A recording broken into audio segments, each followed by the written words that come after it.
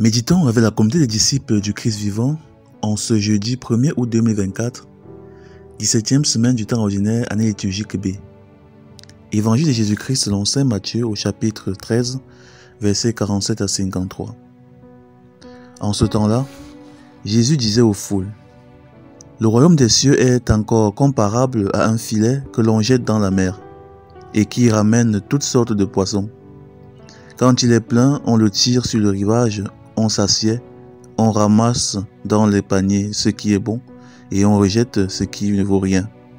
Ainsi en sera-t-il à la fin du monde. Les anges sortiront pour séparer les méchants du milieu des justes et les jetteront dans la fournaise. Là, il y aura des pleurs et des grincements de dents. » Avez-vous compris tout cela? Ils lui répondent: « Oui. » Jésus ajouta: « C'est pourquoi tout scribe devenu disciple du royaume des cieux est comparable à un maître de maison qui tire de son trésor du neuf et de l'ancien. » Lorsque Jésus eut terminé ses paraboles, il s'éloigna de là. Acclamons la parole de Dieu. Frères et sœurs en Christ, que la grâce de notre Seigneur Jésus abonde dans chacune de nos vies.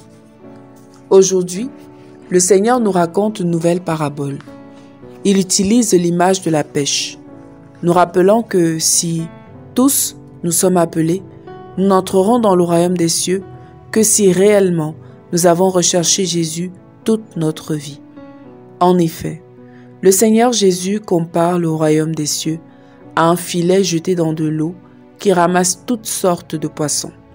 À la fin des temps, il trie le bon poisson du mauvais. Cette image représente la bonté de Dieu.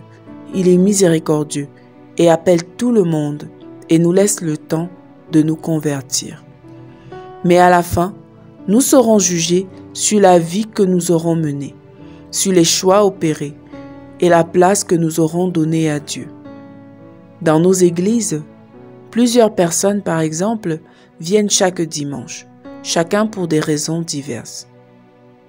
Parmi ces personnes, certaines recherchent réellement le Seigneur, sont là pour rechercher sa volonté. D'autres mènent une double vie. D'autres sont là pour les apparences, par tradition, par suivisme. La question est, si le tri était fait maintenant, à quelle catégorie appartiendrons-nous? Serons-nous les bons poissons ou alors serons-nous les mauvais poissons?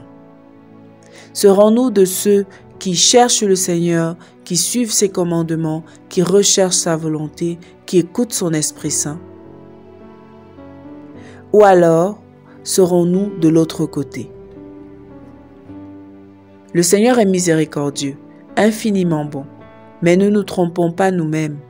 Redressons ce qui est à redresser dans nos vies, convertissons-nous tant qu'il est encore temps. Car avec Dieu, ce ne sont pas les apparences qui comptent, mais ce que nous désirons réellement dans notre cœur, ce vers quoi notre volonté tend. Revenons donc en nous-mêmes. Que recherchons-nous réellement? Sommes-nous vrais avec le Seigneur?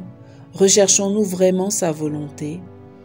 Ou alors nous sommes juste là dans le filet, comme ces mauvais poissons qui font juste partie de la danse? Que faisons-nous pour rejeter le mauvais en nous tant que nous le pouvons? Prions. Seigneur, accorde-nous la grâce d'une conversion permanente et de persévérer jusqu'au bout dans la recherche de ta volonté. Intercession. Nous te prions, Seigneur, pour les chrétiens persécutés dans le monde. Donne-leur la grâce de persévérer dans la foi et délivre-les de ces persécutions. Maman Marie, intercède pour nous. Exercice spirituel. Allons aujourd'hui à l'adoration ou prenons un moment intime avec le Seigneur. Prions-lui de nous accorder la grâce de la fidélité à son amour. Loué soit Jésus-Christ à jamais.